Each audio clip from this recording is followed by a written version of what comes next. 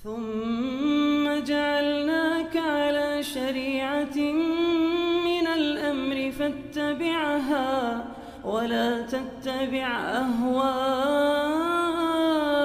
الذين لا يعلمون. Yang keenam, kewajiban yang keenam yang harus kita wujudkan terkait iman kepada para nabi dan para rasul adalah annalahum tabai' basyariyah. Mereka punya sifat yang manusiawi, punya tabiat manusia, memakan dan meminum. Kita tidak boleh mencela mereka itu. Oleh karena itu kaum musyrikin di antara alasan mereka tidak beriman, mereka menyatakan mali hadzal rasul ya'kulu ta'ama wa yamshi fil aswaq. Rasul apaan ini? Ikut bersama kami di pasar jualan cari uang, cari nafkah, dan makanannya mau sama dengan makanan kami. Mereka maunya diturun kepada mereka malaikat. Itu alasan aja. Ya, seperti alasan sebagai orang yang kakinang penyakit. Alah, sudah belajar ustaz yang mengamatang lagi. Sampai malaikat abah je ustaz urang lagi yang coknya ustaz. Ya hana ketalahan belajar. Ya.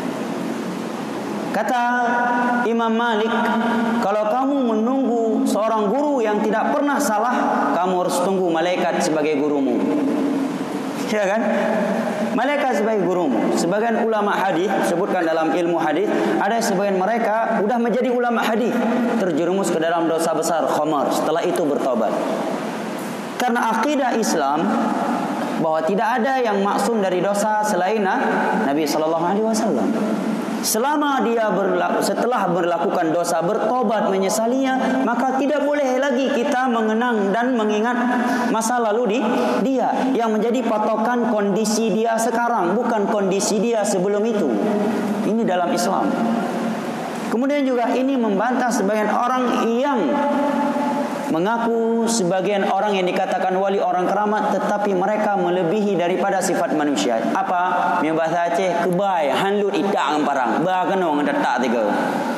Ya, kebal dari peluru, kebal dari parang, dari pedang. Apalagi sekarang dia lagi heboh-heboh. Siapa mana ni yang ingin membunuh? Akhirnya dia taruh senjata tajam di tubuhnya. Nabi kita, apa kurang kedudukan beliau di sisi Allah? Di perang Uhud pecah pipinya, patah gigi gerahamnya, pecah topi perangnya, dan luka bercucur darah dari muka beliau. Sekian para sahabat Nabi meninggal.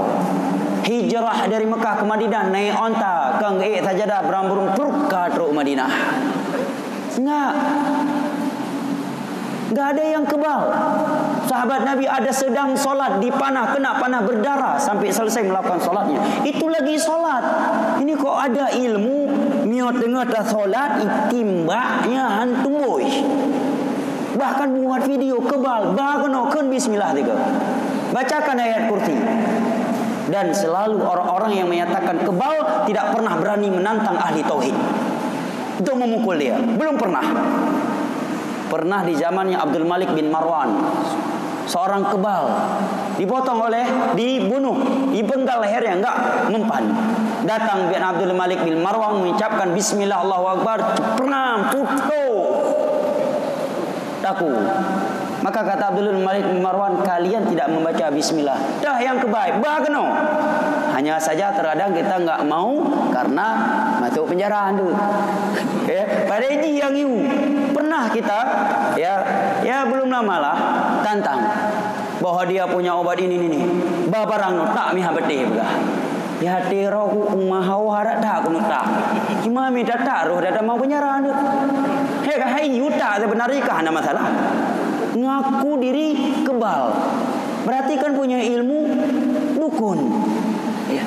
Di masa Khalid bin Walid juga ada yang kebal, dipenggal leher oleh Khalid bin Walid, sahabat Nabi, putus.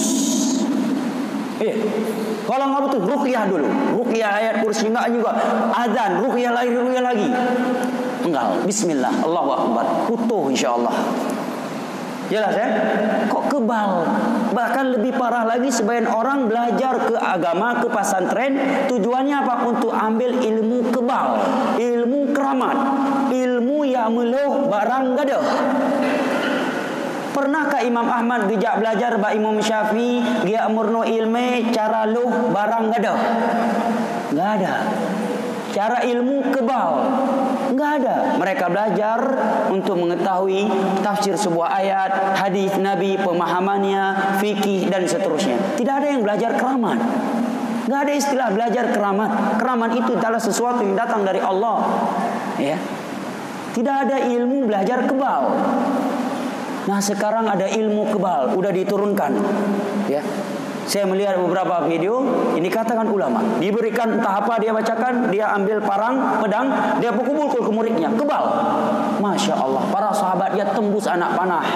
Sebagian mereka meninggal mati syahid dalam peperangan, tidak kebal.